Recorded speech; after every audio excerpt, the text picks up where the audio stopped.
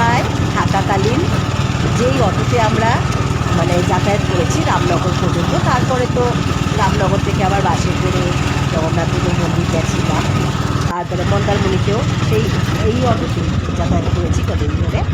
এমনকি আমরা এবারে বাড়ি ফেরার সময়ও এই অটোকে করেই আসছি রামনগরে, তারপরে ছিলাম শঙ্করপুর।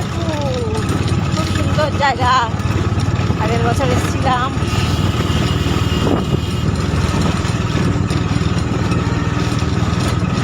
অনেক দোকান টোকান হয়ে গেছে।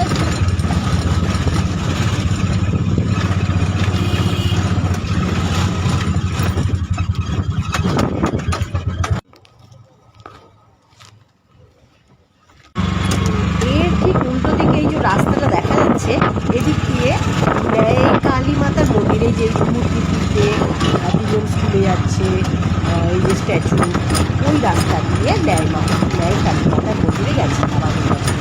এই যে পুরী অচ্ছনা আছে, এই যে দেখা যাচ্ছে ওইখান থেকে ন্যায় কালী মাতার মন্দির গেছিলাম যখন শঙ্করপুর ছিলাম।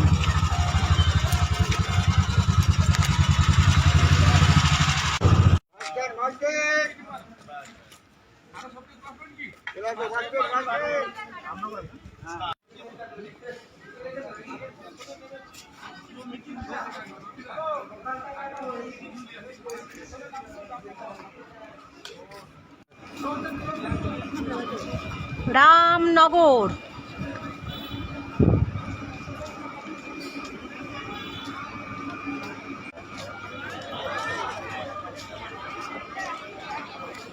রামনগর এটা হলো দীঘার দিকে, আমাদের গার্ডেন রিচেও রামনগর আছে।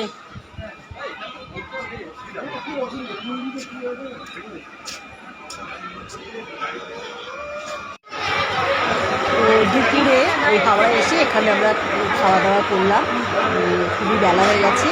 তো এই জায়গাটা দেখলাম, ভালোই খাওয়া দাওয়া করেছে দুপুরে, এখানে খাওয়া দাওয়াটা সেরেছি দুপুরে। হাওড়া জলকামিল, এখানে আমরা খাওয়া দাওয়া সেরেছি। এই যে হাওড়া স্টেশনে চলে এসেছি।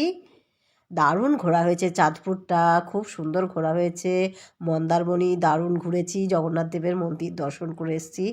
খুব ভালো ঘোরা হয়েছে, কয়েকদিনের জন্য সুন্দর ঘোরা হয়েছে।